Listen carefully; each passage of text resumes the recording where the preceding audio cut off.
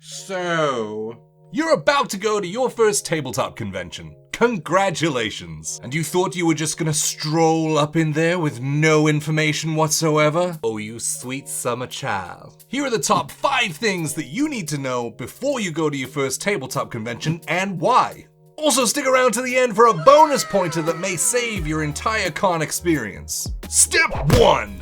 Plan.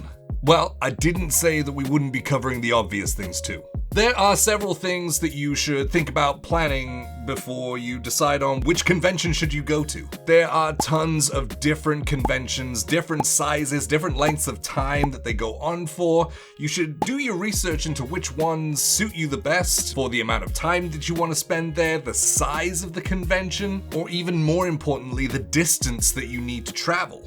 Once you've selected your convention and bought your pass, then you need to work out where you're going to stay. Some lucky people have conventions in their backyard and so can just hop the fence and jump in there. Well, maybe not hop the fence, that sounds like you're trying to cheat your way in. I meant hop the backyard fence, and it's right there.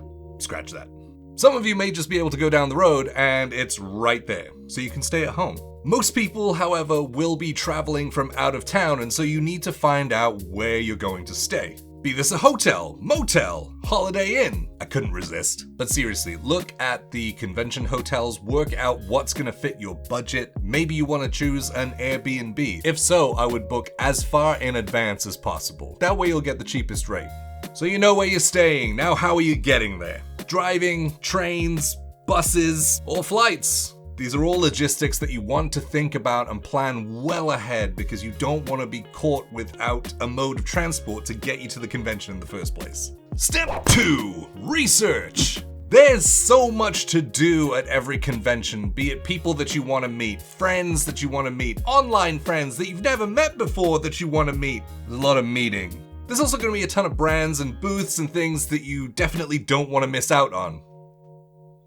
Just saying. So as soon as you can, you really want to get the vendor list and start highlighting which brands and booths you really want to see and the non-negotiables in that list.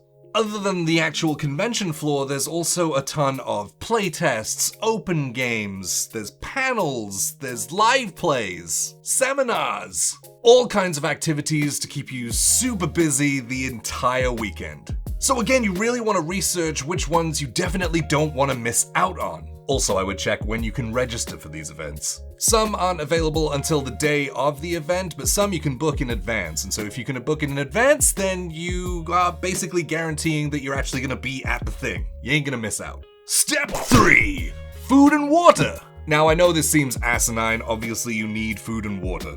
But I would start thinking about what foods you want to pack with you to keep in your bag for when you're on the con floor. Cons go for a really long time, and so you're gonna get hungry, you're gonna get dehydrated, so making sure that you have water on you to rehydrate, super important. But also snackies. If you don't want to wait in long con lines, then maybe bring along some snacks. Or if there's certain restaurants and things in the area, this kind of ties back into research, but start looking at sort of places that you want to go. And most importantly, if you have food allergies, just know that there's probably not going to be a ton of options for you. So you really may want to think about what it is that you're bringing with you to the convention. Step 4, accessorize. You're going to your first convention, you're super excited, you're gonna want to take videos and photos of everything. So what happens when that battery meter dies halfway through the day? That sucks, right? I would strongly consider getting one of those rechargeable battery packs. That way, if your phone or your camera starts getting low on battery, you can plug that in and let it charge while it's in your pocket and you're not using it. For cameras specifically, bring extra batteries and memory cards. The last thing you want to do is to have to not take photos and videos because you don't have the space and you don't know what to get rid of. Myself, for my camera, I take five batteries and 4 memory cards. That way, everything gets captured. Also, you want to think about phones looking for reception all the time really takes a toll on the battery life. So even if you're not taking a bunch of footage, chances are the battery's going down. Step 5.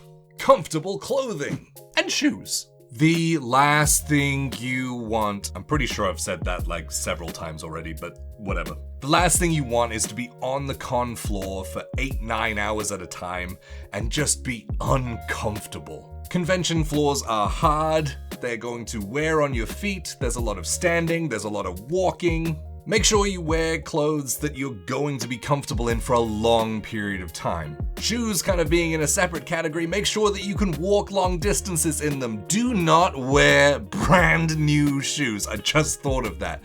Don't wear brand new shoes. The last thing you want to do is break in a new pair of shoes on a convention floor day 1 of the con, or day 2, or day 3, or day 4. You just don't want to do it. Your feet will be red raw and you won't want to go back.